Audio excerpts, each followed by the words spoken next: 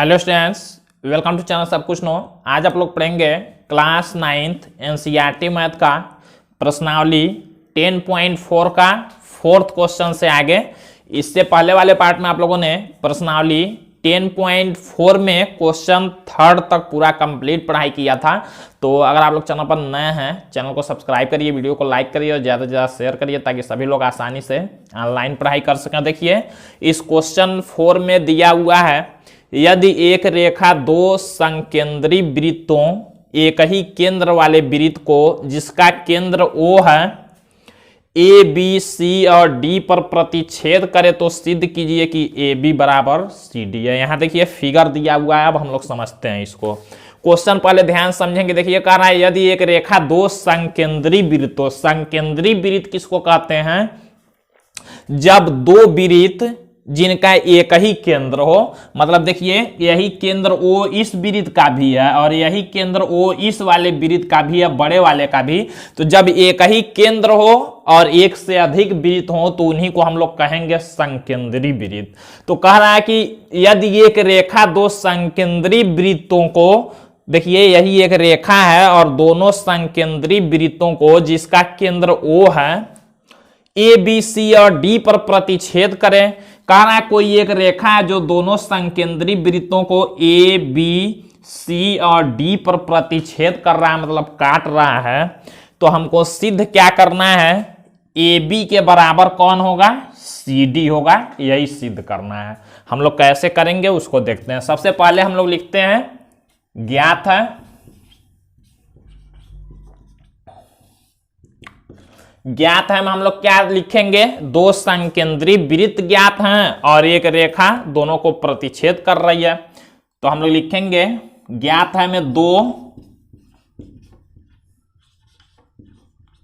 संकेंद्री वृत्त, दो संकेंद्री वृत्त तथा उनका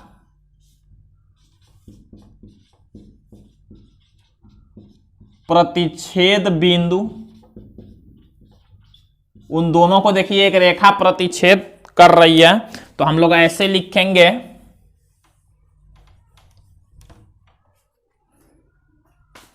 दो संकेंद्री वृत्त तथा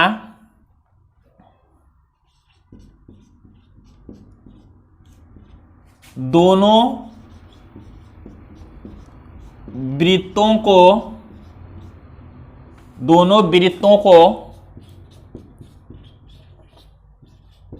बिंदुओं ए बी सी तथा डी पर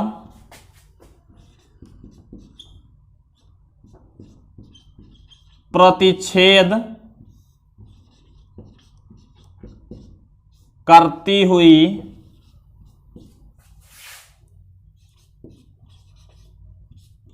एक रेखा। ये देखिए ज्ञात है हम लोगों को क्या? दो संकेंद्री वृत्त तथा दोनों वृत्तों को बिंदुओं ए बी सी तथा डी पर प्रतिच्छेद करती हुई एक रेखा, ये हम लोगों को ज्ञात है। अब हम लोग क्या लिखते हैं? लिखते हैं सिद्ध करना है। अब सिद्ध करना है में क्या लिखेंगे?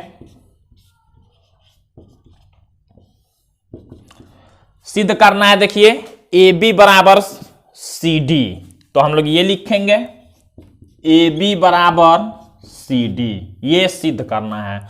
अब देखिए जब ए बी बराबर सी डी सिद्ध करना है, हम लोग कैसे सिद्ध करेंगे? तो सिद्ध करने के लिए हमको करना होगा एक रचना। रचना क्या करेंगे हम लोग? ये जो जीवा, ये देख रहे हैं आप लोग, ये बी सी एक जीवा है, यहाँ ए डी भी एक जीवा है। तो हम लोग कह सकते हैं बी सी पर हम लोग एक लंब खींच लेंगे, ओ से लंब खींचेंगे बीसी पर, ऐसे डॉट डॉट से हम लोग खींच लेंगे। ये लंब है मतलब 90 अंश का कोण बनाएगा। और यहां पर कोई नाम लिख लेते हैं, मान लीजिए हमने पी लिख लिया, पी बिंदु पर हमने लंब खींच लिया। लिखेंगे रचना में,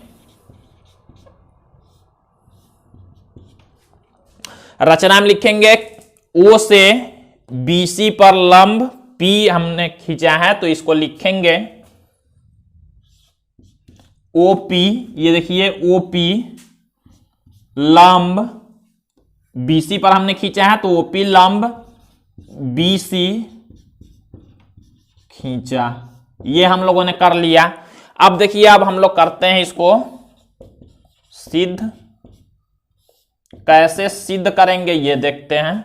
तो आप लोग जानते हैं वृत्त के केंद्र से अगर किसी जीवा पर हम लोग लंब खींचते हैं तो जीवा को दो बराबर भागों में बांटता है। ये आप लोग जानते हैं कि क्या होता है, दो बराबर भागों में बांटता है। तो हम लोग यहां लिख सकते हैं BP के बराबर कौन होगा, PC, क्योंकि जब भी केंद्र से किसी जीवा पर लंब खींचा जाएगा तो ये लंब दो बराबर भागों में बांटता है। आप लोग प्रमेय पढ़ चुके हैं, तो हम लोग लिख सकते हैं BP के बराबर कौन होगा, PC। हम लोग लिख सकते हैं, लिखेंगे चूंकि OP BC पर लंब है। हम लोग लिखेंगे चूंकि OP लंब है किस पर, BC पर, इसलिए हम लोग क्या लिख सकते हैं, BP बराबर PC। इसलिए हम लोग लिख सकते हैं BP के बराबर कौन, PC। इसको हम लोग बना लेते हैं एक समीकरण। कारण यहां लिख सकते हैं, कारण क्या लिखेंगे,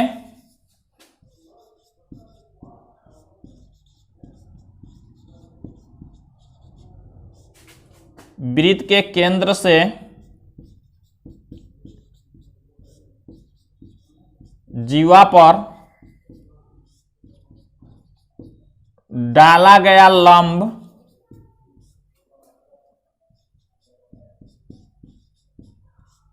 जीवा को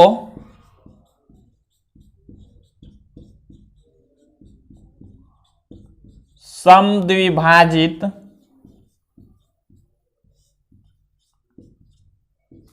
करता है। हम लोगों ने लिख लिया वृत्त के केंद्र से जीवा पर डाला गया लंब जीवा को समद्विभाजित करता है। अब हम लोग जब ये समीकरण फर्स्ट बना लिया, आप लोग एक चीज और ध्यान देंगे, ये AD भी क्या है, इस बड़े वृत्त का जीवा है। AD देखिए क्या है, ये छोटे वृत्त को हम लोग भूल जाएं तो AD क्या है, बड़े वृत्त का जीवा है, और उस पर भी ये लंब है। देख रहे हैं आप लोग, ये लंब उस AD पर भी है। तो हम लोग लिखेंगे पुनः